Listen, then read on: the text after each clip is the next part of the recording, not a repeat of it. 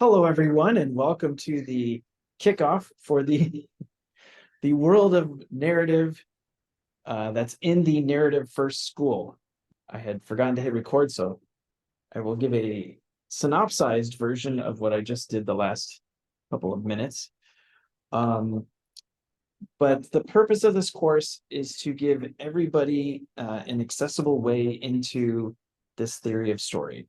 And the main reason, one of the main reasons why I'm so intent on this is because of advances in technology in the last year are going to make it so there are going to be so many really bad stories. If you're used to having to sit through bad stories now, it's going to get magnified by 100 times.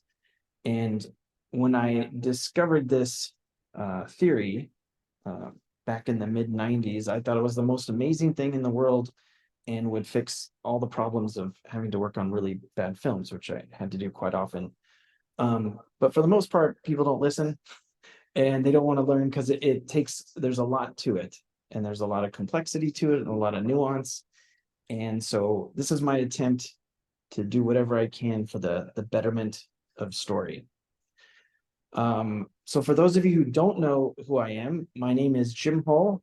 I'm the person that made Subtxt and Subtxt Muse.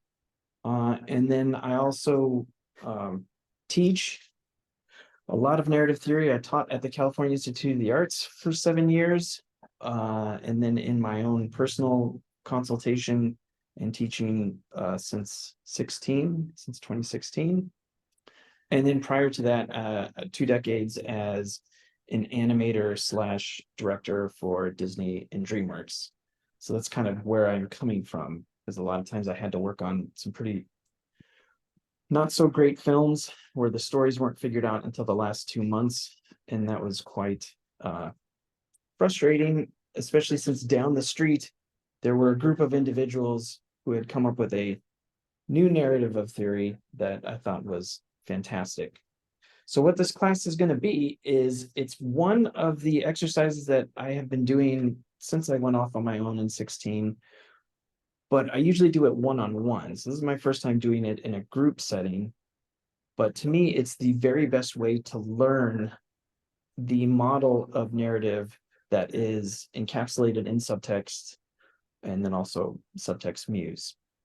And it's a means of walking around the model of story that the Dramatica theory of story put together. So everything in Subtxt is based on a development or an extension of Dramatica theory. And for those of you who don't know what that model looks like, when you go into the school here and you go to downloads, you'll see it up here, Narrative First School. There's 2 different versions of it. One is the original one from when Dramatica was first released in the early 90s.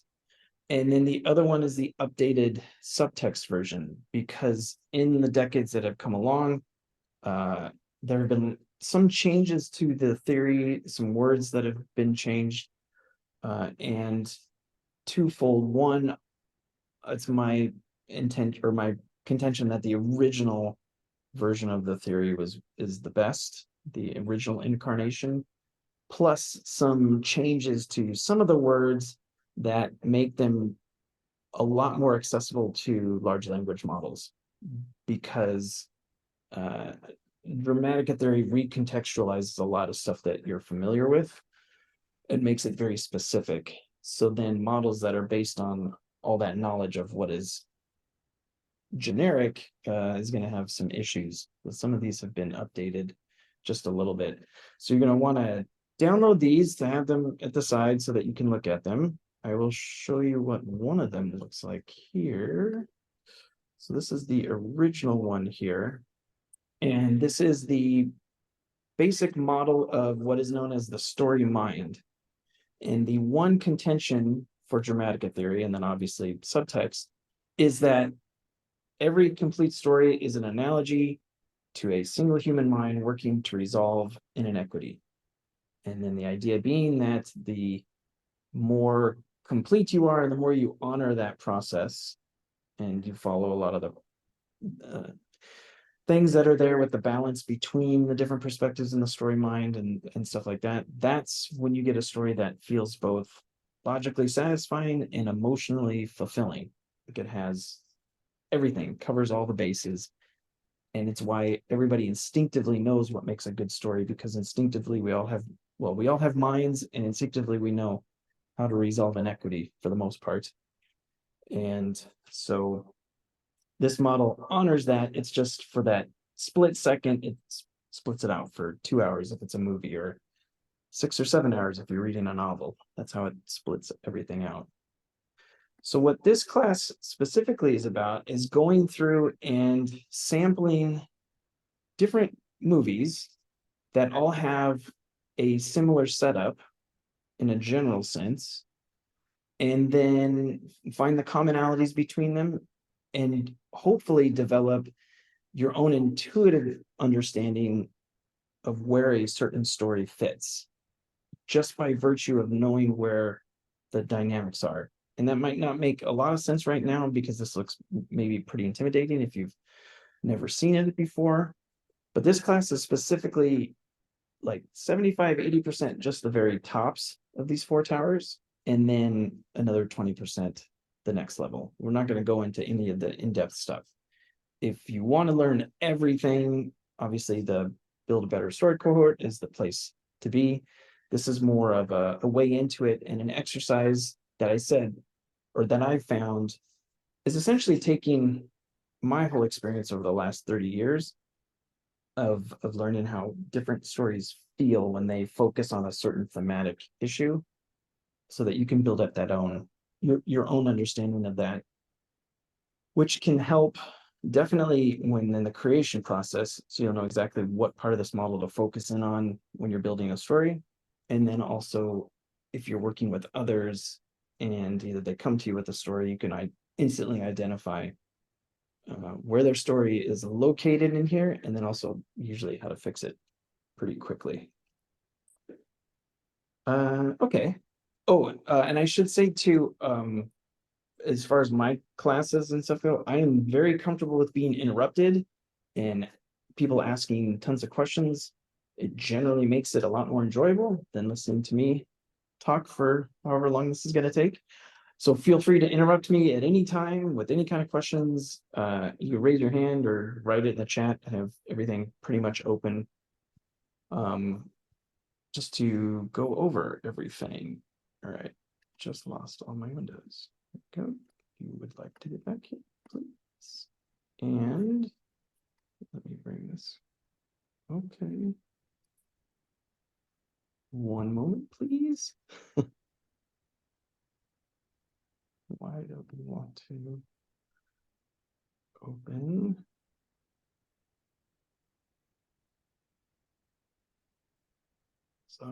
Sorry. I'm trying to figure out why. Stop sharing.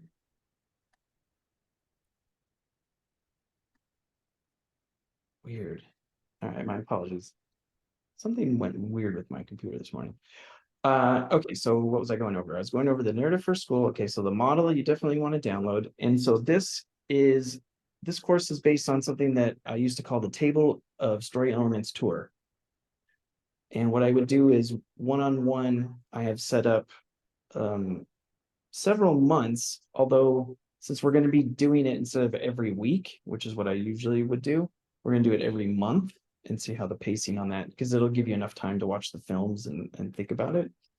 So I guess I have several years worth of material to go over. In the one-on-ones, most people don't get past the first 2 months. Not because they're not into it, it's just some people move on and do their own thing. So I'm also hoping that doing the monthly gives everybody enough time so they don't get burnt out on going through the different films. All right, so what I want to show then is, let's look at this first. All right, so this is subtext here. And what we're going to focus on in this class is the personality of the story. And what that is it's the arrangement of the 4 through lines of a complete story, and how they're assigned to the various domains of conflict, various areas of conflict. That's what those four towers, these four towers is the top, the very top of that. And the reason why we have four through lines is this idea that when you're dealing with that inequity that the single story mind is dealing with, resolving, there's four different perspectives that we take when we look at conflict. There's the I perspective, you perspective, we, and they. So I have my conflicts and my problems. You have your conflicts and your problems. We have our own problems. And then you can always step outside and look at a group of others and say they have conflict. The reason why a story is so amazing and the reason why people keep coming back to it all the time is because it gives you all four perspectives in a single work, so that you get something that you can't get in real life, which is ultimately meaning. So you get some kind of greater meaning because in real life, we only get three of these at a time. That's what these circles are meant to signify. It's only in a story that you get all four at once, and why it gives that feeling of completeness. And so over the years, these four perspectives have then been broken out into the four through lines, such that the I is the main character through line, which is the personal baggage of the main character and what they're dealing with. The you perspective is the obstacle character, and it's somebody who has an alternative way of dealing with conflict that is both different and similar at the same time with the main character, enough such that they can see their blind spots and encourage them to grow, whether directly or indirectly. Then there is, we have a conflict, which is typically the relationship between the main character and the obstacle character.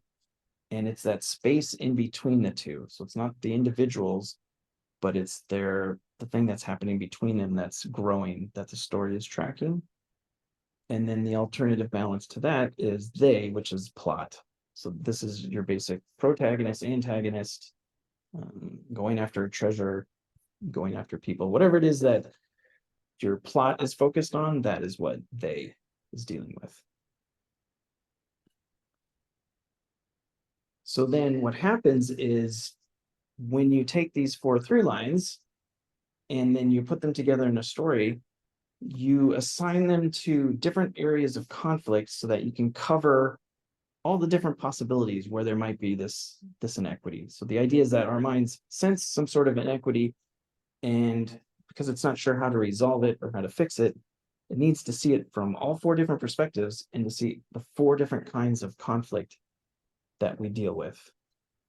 And these are signified by these terms up here at the top: universe, physics, and then psychology and mind here. These are meant to equate with the four towers at the very top. So if I show you this here, these are those four towers. So you'll see universe, physics, psychology, and mind. The inequity of the story is this space in between. You can't really point to it. If you could, you would need a story. So what we do is we approximate where that inequity is by using the four through lines, and then we look at general areas of conflict. So the very top two are external problems, and the bottom two are internal problems. And then this axis here from upper left to lower right are fixed problems. And then the one from lower left to upper right are procedural problems, or problems in process. So state and process, particle and waveform for light, it's all the same thing. So that a fixed external problem will be situated in the area of the universe, where a fixed internal problem will be situated in the mind domain. And the other one are external activities, external processes will be in physics, and then the internal processes, manipulations, dysfunctions, that kind of thing fall under psychology.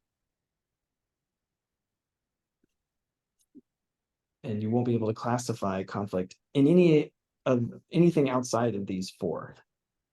So it has to fall in one of these four. And then what happens is you assign a through line to a domain, and that's the domain it's going to focus on for the entire narrative. And when you arrange them with just two, well, actually, I guess it's just one relationship, is that the main character and the obstacle character through lines always have to be diagonally across from each other. That creates the most dynamic interaction and the most conflict. And then likewise, the other one is the relationship in the objective story. Have to be across from each other. So that if I pulled the main character into psychology, then the obstacle character here, subtext, will automatically show you what you'll have to shift in order to make this still feel complete and whole. This is the current model of subtext. Theoretically, there are other models where they could be side by side, but those are different mind constructs, and we're not dealing with those right now. We're just dealing with conflict, primarily Western, but mostly situated in when two things come together and they clash, what's the result of that? And that'll create a different personality. So this one here that it started out with is your typical Star Wars action adventure, Raiders of the Lost Ark, Marvel superhero, Superman story, where the plot is heavily situated in physics, and it's all about punching, kicking, and fighting.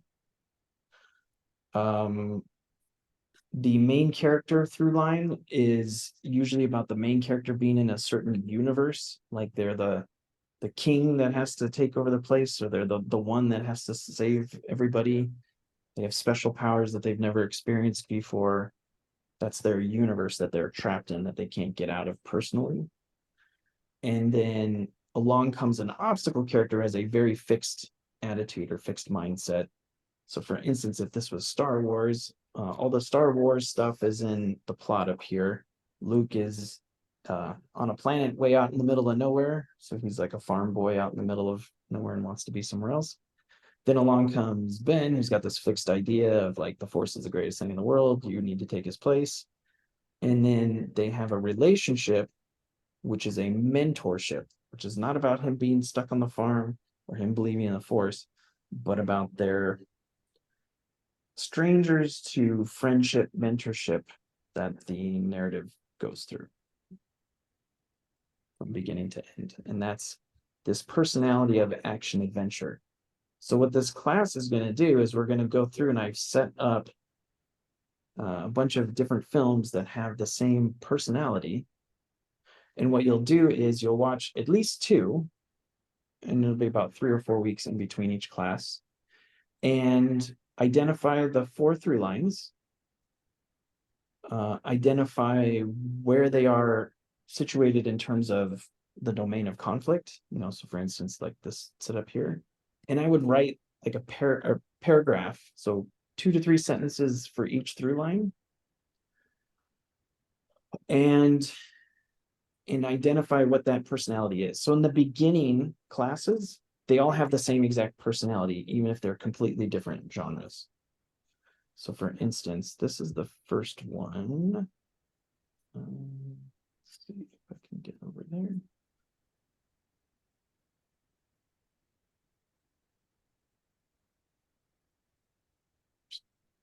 Okay, yeah, that's there. So this is the first group of films, and I will send out an email so that you always have the full list.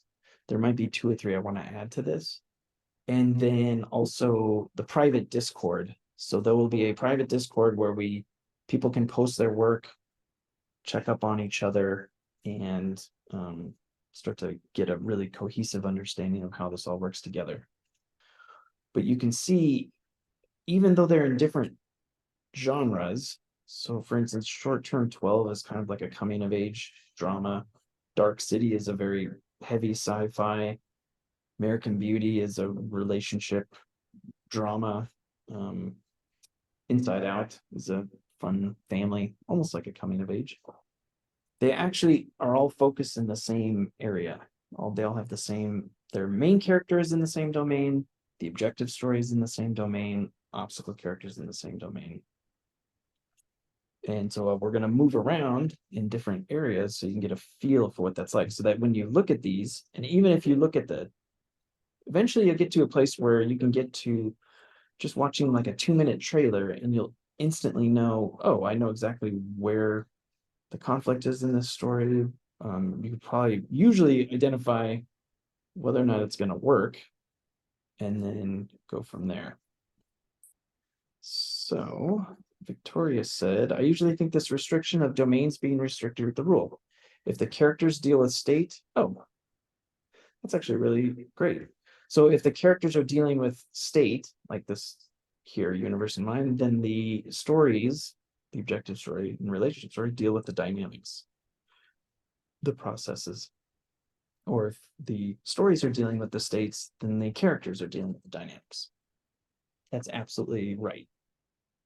It's perfect. Wonderful. Does anybody have any questions about that very quick introduction to the 4 through lines and the domains? There's a little bit more, but I just want to make sure.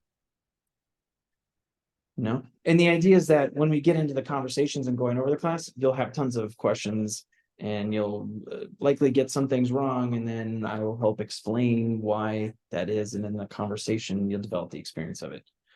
I will say it's really important to do all 4 at once. So I could, argue probably just looking at the objective story of Star Wars, and I could find an explanation of how it would work in universe, or how it would look in psychology, or how it would look in mind, fixed attitudes. This happens to be the best one. It's the most obvious one. But the key is to do all 4 at once, to quadrangulate the relationship between all 4 of these. That will be the essence of getting you the complete story. I will also say it's super easy to just write it in here and ask what are the 4 through lines of these films. And it should, although for some strange reason it's giving weird answers this morning. I don't know why that is. But it should, and it likely will, tell you exactly all 4 through lines, tell you where all the conflict is coming from, and identify that kind of thing. That's fun and cool. The idea of the class is to make it so that you figure it out and that you get to have the experience of trying to bring that all together. Yeah, because obviously there's this great super intelligence, but my purpose is to make it so that authors and storytellers know these tools so that they can write the story that they want to write, as opposed to just hitting a button that pumps out a story, which is neat, but ultimately, like, why? So try your hardest. And also, all these stories are already completed and in subtext. Try your hardest not to look. They're all listed here under story forms. So you could essentially just get the answers to all of them in here. There's like 550 plus in here. So try to avoid that as much as you can. Yeah, so that would be the big thing on that. And then, okay, so then the personalities are there. Oh, I should also show here. So a fun way to see how this would play out. So these are the action adventures. And if I go in here, and I have a bunch of different genres listed here, they're more specific to subtext than what you're probably used to. But for instance, so this is your typical Marvel superhero comic book, Batman versus Superman, whatever, where the objective story is in physics. If I were to just type in courtroom drama, so that has the biggest flip to it, you'll see it moved the objective story into mind, which is most courtroom dramas, the conflict is this person guilty or not? Prejudice, 12 Angry Men, all this kind of stuff. The objective story is in subconscious. Why did it do? That's interesting. Looks like it got a little confused there. Try this one more time. Courtroom drama. Okay, yeah. So courtroom drama, the objective story is here in mind. So then the relationship story is now in universe. That gives a different personality to the story. So while everybody is arguing about who's guilty and who's not, who's innocent, the main character and obstacle character, their relationship is based on their relative place in the world with each other. Meaning, something like A Few Good Men, You Can't Handle the Truth, and Marines Are the Coolest Thing in the World is an objective story in mind. And, keeping all those secrets, where the relationship between Tom Cruise and Demi Moore, not only male, female, right? But also she's his boss and he's working under her. So that's where you're getting that. Their relationship is one about status and rank. Same thing in Doubt with the Catholic Church, Hoffman, right? And not Helen Mirren, Meryl Streep. They're the objective story, who's telling the truth and who's not, and then relationship story, priest and nun. Totally different feel to it, but it works, and it works because these are balanced out. And then on the flip side, you'll find that the main character and the obstacle character are dealing with these more dynamic areas of conflict. So for instance, in A Few Good Men, the Tom Cruise character is, he's kind of like a bargain basement lawyer and kind of would sell out anything just to, he's really kind of a hotshot guy in the beginning. All right, I'll do whatever. And in this weird dysfunctional psychology. Whereas Demi Moore, she'll just like march right in and confront Jack Nicholson and the kind of activities she takes. It's like, whoa, you can't do that. And then they have their back and forth on that. Whereas like in Doubt, it's a little different. So you have Meryl Streep's character is eventually coming through and trying her hardest not to find out what's really going on. It's kind of like the education of her. That is her personal experience, where she eventually gets to a place where she might not even believe in God. Whereas obviously Hoffman's character is completely manipulative and down there like, hey, no, everything's great. That's where that challenge is coming from to him. And that's a completely different personality than this for an action adventure. This doesn't change, but so this is a fun way if you wanted to see like, oh, what are most, without giving away today's answer, crime thriller. Well, you can see most crime thrillers are set up like this. And these are based on the 500. So there's a little bit of confirmation bias in them, but for the most part, they're accurate.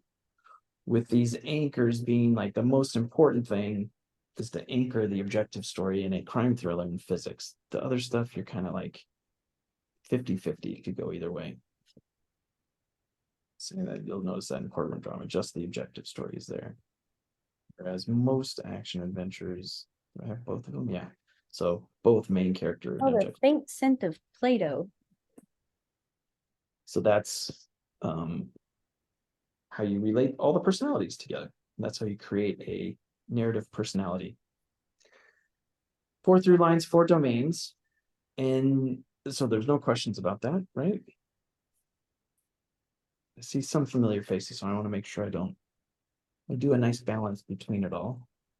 And then what we're going to do is just to go the extra step, because we've got the extra time, is to just step down from the very top down into the next level, which are the concerns, and identify those. So if you see here, universe is split up into past, progress, future, and present. So when you have a problem in universe, it's going to be in one of these 4 areas.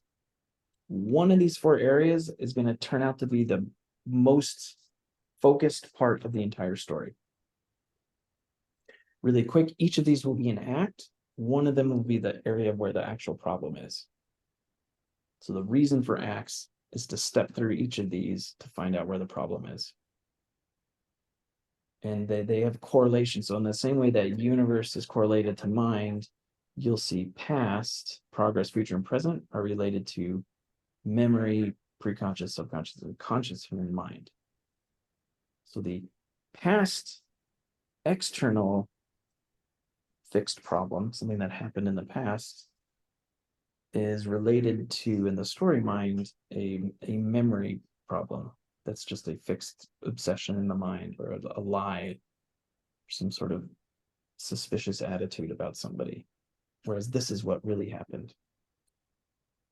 And so what happens is that all these different things are completely balanced. There's no conflict in the story right here until you start setting all these different points. No conflict in this model until we start assigning through lines and then the different domains and concerns. Yes, Lloyd. Jim, so though the problem area can definitely shift, will the order always be past, progress, future, present, and then those will past will always correspond with memory, so on and so forth. They don't shift around, right? Or do they? They shift around. Yeah, that's a great question. So this model is Zen. This is like if you meditate and you get rid of all your, and you're just strict awareness and you have no assignment of any sort of actual problem in the world, this is what it would look like modeled.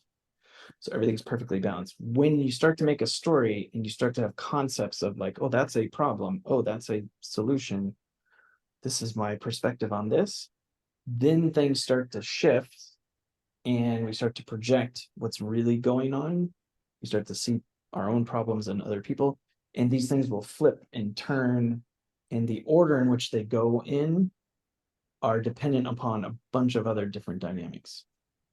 So I totally get into that in all the cohort stuff that you're in for next month. So you'll get all that insight into that.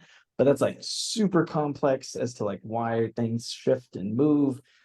But the default, there is no conflict, just goes, you know, past, progress, future, present, and it all kind of evenly balances out. There's really no story here. So what happens is when we pick and we focus our area of concern in one through line in a certain area, it automatically sets the area of concern for the other 3 through lines. And what that does is that keeps an integrity of narrative that you won't get if they're not the same in each through line. So you can kind of see that represented here in these gray boxes here, such that if we focus the conflict in the objective story, let's say in physics here, in obtaining, like getting something, getting a treasure, taking control of somebody, winning a race, then the other areas of conflict, to balance those out, the main character will be focused on the future. That'll be where their problem is, like what they should do. The obstacle character will be coming from a place of your subconscious drives, like courage or fear, anger, that kind of stuff. And then the relationships, sorry, to balance everything out, will be on becoming, which is a very specific understanding of manifesting a different version of yourself, becoming something completely different. Hey, this Dramatica theory sounds interesting, but it's hard for me to understand it by now. Can you map a known movie, maybe Knives Out? Absolutely. I'd like to leave this link here for anyone else like me coming from Dramatica book to subtext. Highly recommend bookmarking for those who want the transition. Yes. Oh, cool. Awesome. Welcome, everybody. Yes, guide.subtext.app is usually up to date. I do my best. Me and my friend ChatGPT do our best to keep everything up to date. But yeah, that's the definite place to go to. There's a specific page where I go over, if you are coming from Dramatica theory or Dramatica story expert, then there is a very specific list of things that I've updated / gone back. So differences between subtext and Dramatica. You can come here and it explains all the different terminology and why I've changed it and why I developed it to be, I didn't realize at the time, but it's actually really beneficial for the whole AI shift. So that'll be listed there. Oh, and then the question about Knives Out. Let me just make sure. Only because I don't want to spoil what the class is about. Just make sure. Here.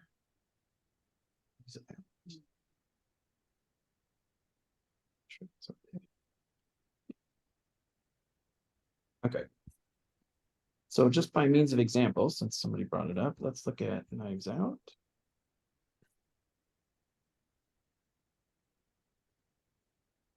Okay. All right, so this would be Knives Out. It's amazing, really funny. What would you call it? Mystery drama. So the four through lines in that, just looking at that. So let's say Knives Out was on the class list and you sat down and watched it. So the first thing you'd want to do is identify the four through lines. What does it seem like everybody is dealing with? So objective story, who killed Harlan Thrombey? It's mystery detective, you know, who did it? Who done it? Then let's identify who the main character is. All right, well, it's very obviously Marta Cabrera. You know, she's the one that knows more, and we're with her the most. So with the main character, you always want to see like, who is it that we are in the shoes of? Usually if somebody has secrets that are revealed, that's usually an indication that they're not the main character, that they're the obstacle character. And then in this film, you might think like the Chris Evans character is the obstacle character, right? And there are elements of him that are there.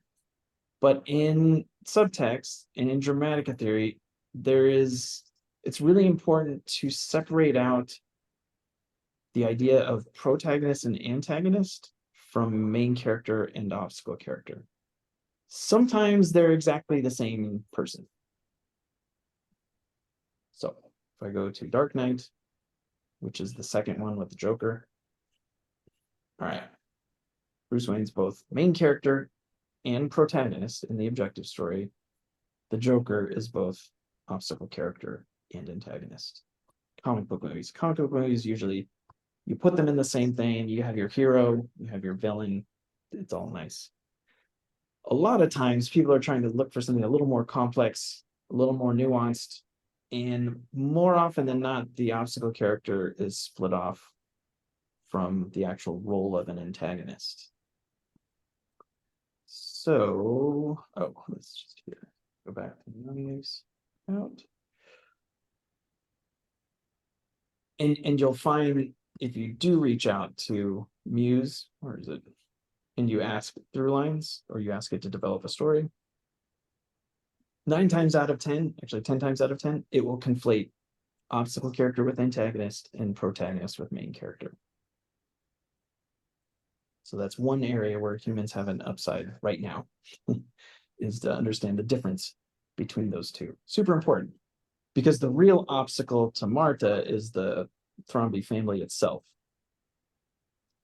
So this is more of a complex example, but the idea is that these are perspectives, right? Like at the very beginning, I was talking about main character, obstacle character, those are I, you, we, they. So you can actually hand off the perspective from one character to another. So you could have a group that are essentially fulfilling the same role. They just show up different scenes and they provide that challenge to the main character to actually grow into themselves. And in this, the argument between the two is, as I recall, she's illegally there, or her mom's illegally there, and all the speculation as to whether or not she's a legal citizen or stealing, or all the speculation surrounding whether or not she actually did it, versus the Thrombey family, who is very assured like this is what they deserve. We get, you know, we're rich, we get whatever we want. So it's this argument between speculation and projection. And then, so then that would be the first thing, is to identify the four through lines. Then the next step for this class is to identify where is that area of conflict for each of the through lines. If I were to go back into this, is the objective story of who killed Arlen Thrombey? Is it a primarily physical? Are there people punching, fighting, kicking, killing each other? You know, in a more crime-oriented James Bondish thing, it might be in physics. But in Knives Out, it's all manipulation and deceit and psychological dysfunction. Everybody's dealing with that.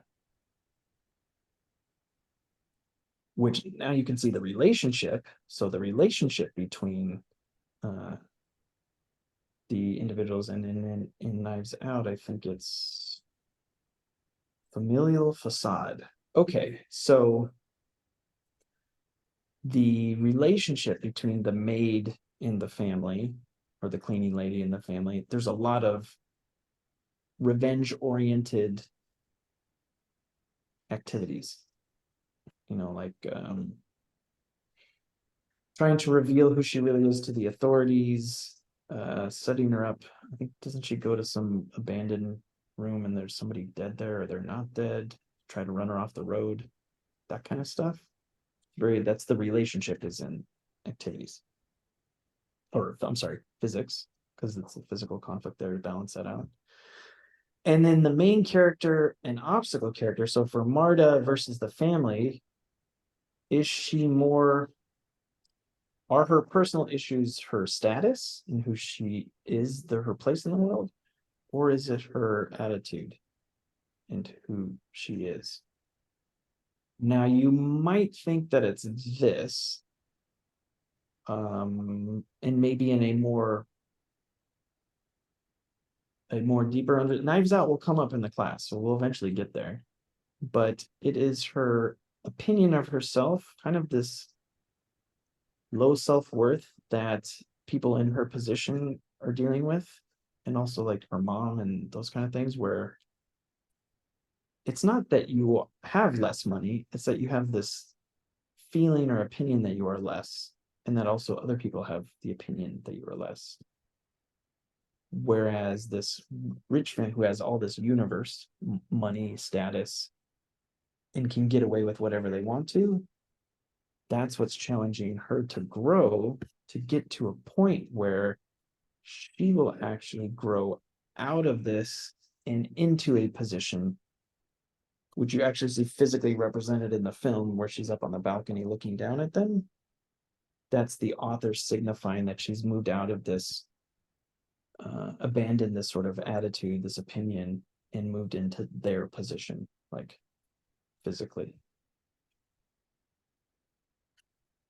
So that would be the first step for something like Knives Out, is identifying those four through lines and then looking to see where the area of conflict is coming from.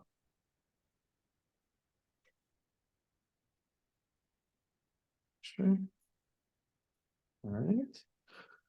So then the next step would be then to identify those concerns, which you can see reflected here in the premise builder here in Subtxt.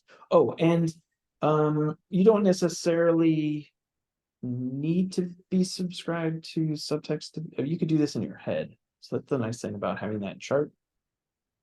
You could, if we all lose access to the internet tomorrow, you could still print out that chart before that happens. And then you can essentially do it in your head, as people have been doing for hundreds of years. But you know, obviously it helps if you have this here, but you can see it. Let me put this back up. Set this. So now it's up in obtaining. So these little 4 boxes here, which says what is the goal of the story. So remember how I said, like, this is where the story focuses. It says this is where the problem is. Well, what happens is then specifically the objective story one in here that's in gray will actually be the goal of the story that everybody's either working towards or preventing. Like they're all concerned with it. So like Lion King, you know, Simba, whether or not he can regain control of the family, that's a very basic objective story in physics. sort of thing. If you've seen the trailer for The Creator, which is the sci-fi film with AI taking, it's 100% the objective story goal is control. Have we lost control? Can we gain control? Who has control over everything? Who's going to win? It's focused there. If I flip this on, then it toggles between being able to see the concerns in all 4 through lines at once. Or if you just want to focus on the goal, you can have that there. And specifically to subtext, I grouped these different concerns into 4 categories that kind of speak about the elements that are underneath them and the problems. Again, this is more deeper theory. Everything under here is more deeper theory, cohort stuff. This one is just identifying the 4 through lines, where the domains are, and then the narrative family, because that'll give you that intuitive sense of where conflict is in the narrative. So are the problems more profound in nature? So then you're going to be dealing with conflict in understanding, in the past, in memory, conceptualizing. These sort of concerns come up. Is it something more about people's capabilities? Well, then now we're doing these 4, and these 4 are related. So it's like doing is to being as progress is to preconscious. They're all somewhat similar. So this would be Star Wars. It's all about people's capabilities. Profound, this is every Christopher Nolan film. Contemplative are more considerate and considerations and appraisals of people, different evaluations. You'd be dealing with present concerns, conscious learning, could see this much more immediate. And then the last one is the one that you're probably most familiar with. When I was first introduced to Dramatica, I didn't understand why every story wasn't in this area, because this seemed to be like the only thing until I learned about these other areas. And for the most part, a lot of what you'll encounter in our current modern era will probably have to deal with the future in obtaining and becoming in subconscious. And then that would be the third step for the class, is not only to identify the 4 through lines of 2 films at least, identify the area of conflict and why that's a problem. That's super important. And then a little bit more, just because it tunes it a little bit more detailed, is the actual concern and where that goal is. So to get back to Knives Out, the objective story really isn't about becoming. Then people aren't really there are some changes going on, but that's not really what the story is focusing on. It might be a little bit of getting the idea of who's behind all of this and trying to keep people from learning the truth. We'll put her over here. This one doesn't quite feel right. That feeling sensation is like what I'm hoping the class will teach you. Capabilities, the goal is not to like pretend to be things, although there's a lot of pretending going on in the story. This is the setup for Knives Out. So there is a scheme in place to manipulate people to a dastardly end. And then the Daniel Craig character is the protagonist. He's not the main character because we don't deal with any of his personal issues. He's the protagonist. Chris Evans is the antagonist. And then Marta is the main character here. And it's their past that is challenging her memory and the understanding. For the class, I would say just focus on like the objective story. That should be enough. It's nice to flip these on to look to kind of double check your work. And if you want to do that extra credit, that's totally, I mean, if you really want to develop your understanding of everything, I would go ahead and make that a thing. But for the most part, it's the 4 through lines, the 4 domains, and then the area of focus or the story goal of the objective story. Sound good? So I think that is a lot of theory.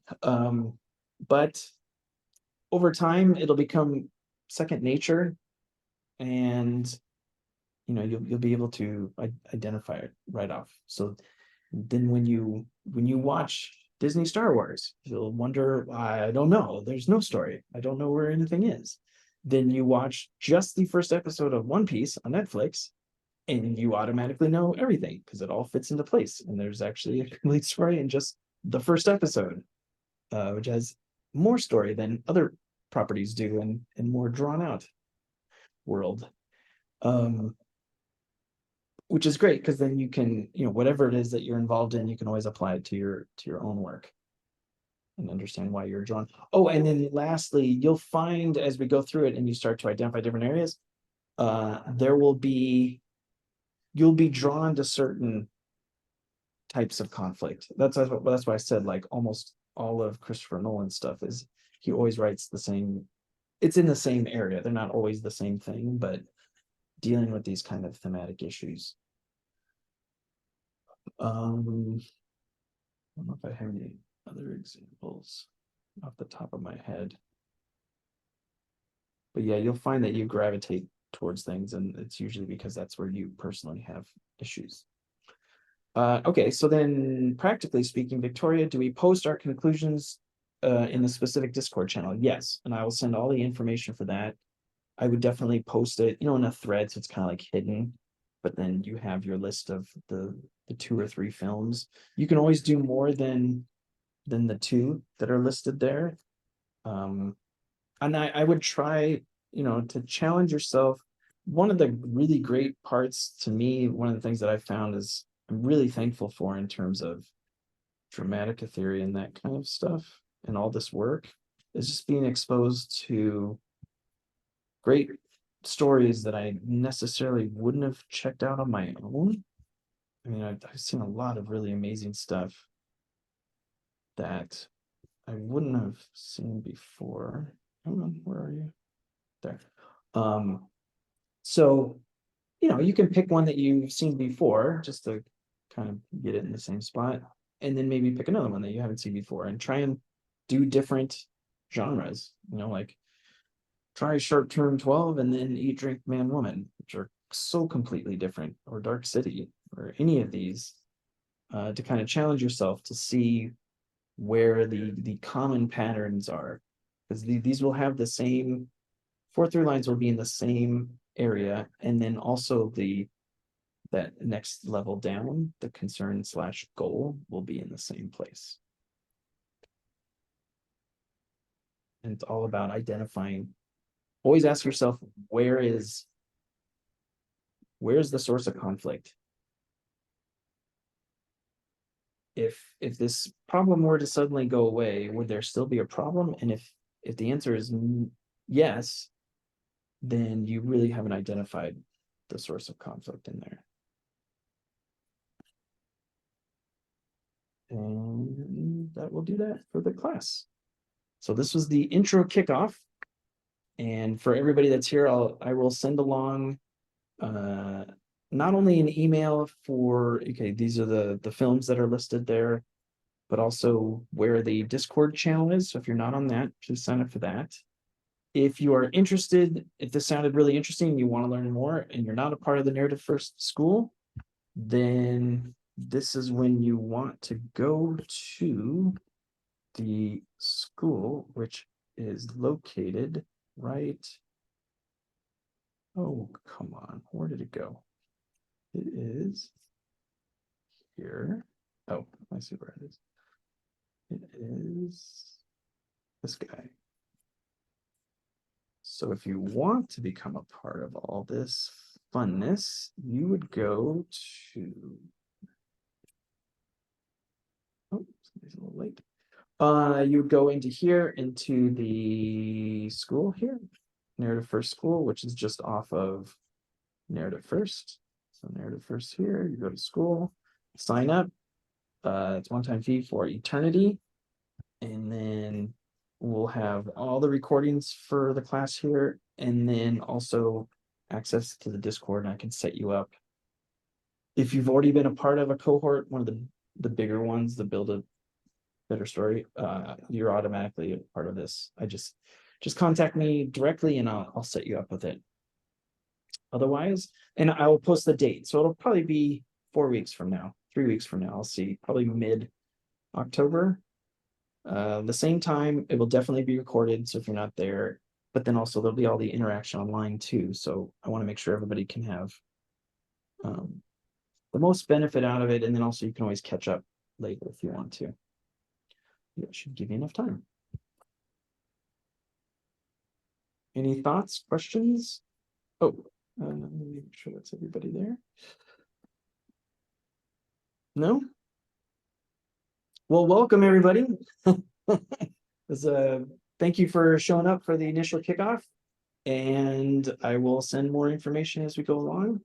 And as always, if you have any questions about anything here, feel free to reach out to me and ask. That's what I do 24/7. And I love doing it. So don't feel like you're bothering me. The more questions, the better. Excellent. You're very welcome. And I hope everybody has a wonderful evening. And then I will see everybody soon. See you.